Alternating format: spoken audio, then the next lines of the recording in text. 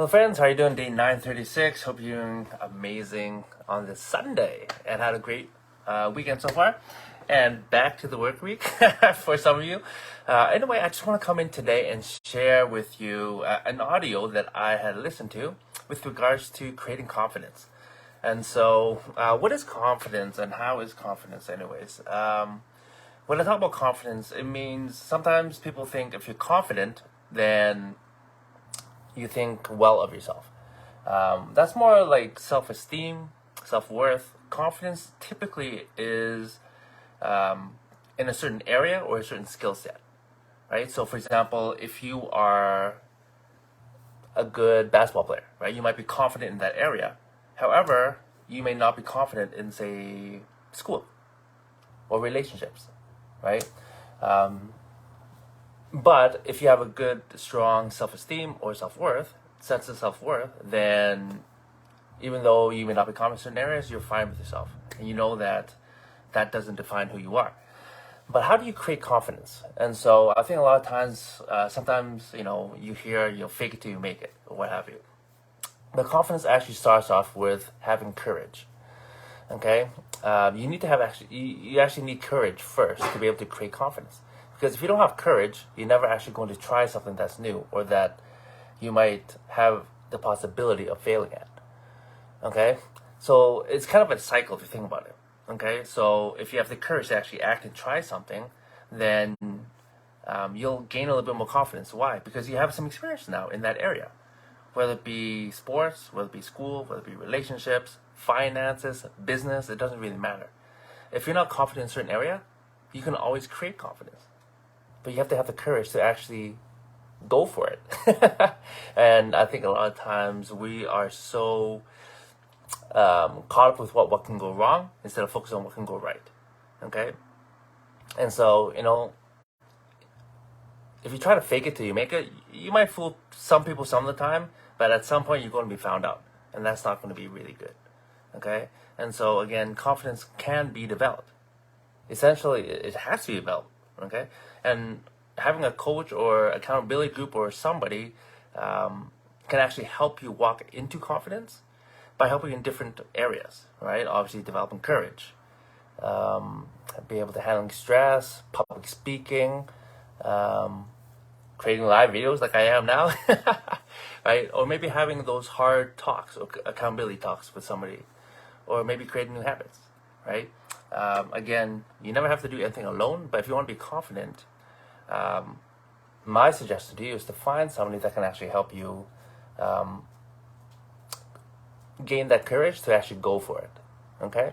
Because if you don't, again, our brain, our reptilian brain in the back here, is always looking out for our safety, right? And so if you might be in danger of failing, it may actually stop you from actually taking any action.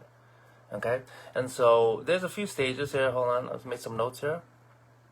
Okay, so it's a cycle that you go through. Okay, number one is possibility. Okay, you think to yourself, maybe I can do it. Passion is the next step. I want to do it. Okay, and then when problems pop up, you ask yourself, I don't know if I can do it. Next step is planning. Okay, so if you don't know what to do, you got to put a plan together. Get it on paper. Okay, and what does it look like? And then, with courage, it's finally, okay, you're going to make this decision. I will do this, and essentially it's a commitment for you to actually follow through. And once you do it, that's how you actually gain confidence. Because you're like, I did it! I actually went for it. And again, it doesn't matter about the result, or the outcome, at the beginning anyways. The key thing is, did you even go for it? Are you putting in the reps? If you're putting in the reps, you have a chance to actually be successful and to become better, right? We typically learn the most from our failures, not our successes. But the question is, do you have the courage to actually fail?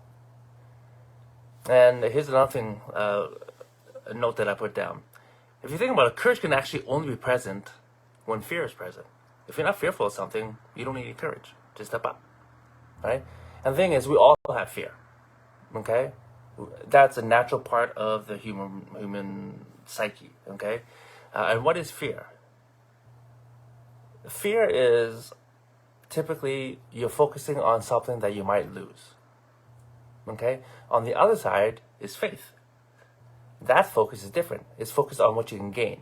Okay, so the question is, what do you focus on? What you can lose or what you can gain?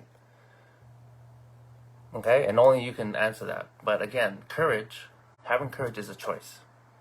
Okay, the thing is, what you get to choose what you feed. Your fear or your faith. Okay, I encourage you to feed your faith. Okay, starve your fears and doubts. Okay, and so if you think about courage, right, it's kind of a gateway to confidence. Okay, so courage is what you do, and confidence is how you feel afterwards. Okay, and lastly, I'll share with you. So it says that there's 4 benefits of courage. Okay, number 1, it energizes you. Number 2, it gives you lessons and allows you to improve. And I've been saying that already. And number 3, it gives you a win. Just because you tried, that is already a win. Because you stepped up. You showed up. And the first step of success is showing up, my friends. And number 4, courage gives others courage. And hopefully encourage others as well. Like for me, I'm showing up every single day. And sometimes I share some stuff that I don't feel real comfortable with. It takes some courage, but I do it anyways. In hopes that it'll help you. And I hope that you are willing to, at some point, share some of your stories and your lessons so that others can benefit and grow as well. Okay, so, just some thoughts that I want to share with you guys. But, have you ever really thought about the process of developing developing confidence?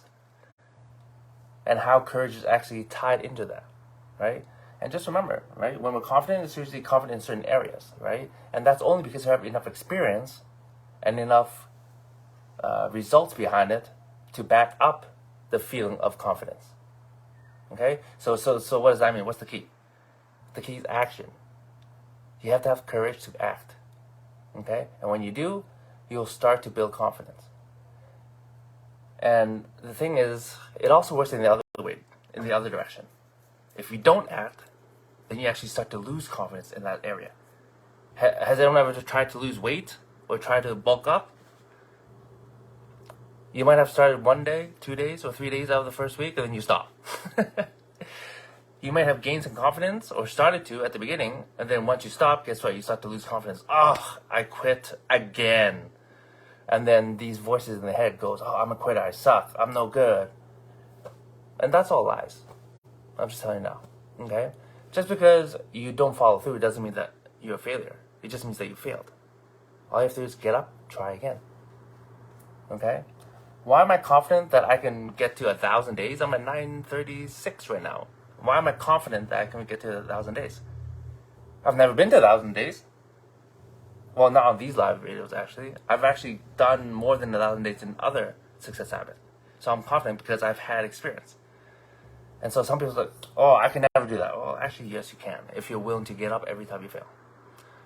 You guys don't see me failing for 10 years just to finish and complete a 30-day challenge of anything. I kept failing. But I got it back up every time, and I learned. And I tried to try new things. I tried to learn. I found a mentor. I found a coach. I applied different principles.